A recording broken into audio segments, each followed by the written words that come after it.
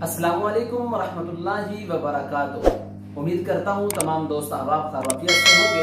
मैं हूँ अब्दुल रहमान मदनी, आप देख रहे हैं मेरा यूट्यूब चैनल अल मदनी प्रोडक्शन। आज कई दिनों के बाद मैं वीडियो शेयर कर रहा हूँ क्योंकि ईद का बहुत ज्यादा समा है और ईद का दिन है, खुशी का समा है। हर तरफ खुशियां ही खुशियां हैं। जिस तरफ जाएं, जिस गली में जाएं, जिस शहर में जाएं और जिस घर में चले जाएं, आज खुशियों की लहर है। इसलिए आज मैंने मुनासिब समझा मैं अपने व्यूअर्स को ईद की खुशियां देना और मुबारक देना। मैंने कहा मैं ना भूलूं, वो भूल जाए तो कोई बात नहीं, लेकिन मैं सबको याद रखूं।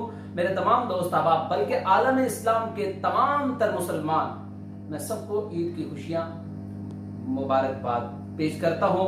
और आप अगर इस चैनल पर नए हैं तो आप मेरे इस चैनल को सब्सक्राइब करें और बेल का बटन दबाना ना भूलें। और मिलते हैं अगली वीडियो पर। अस्सलामु अलैकुम व रहमतुल्लाहि व बरकातुहू।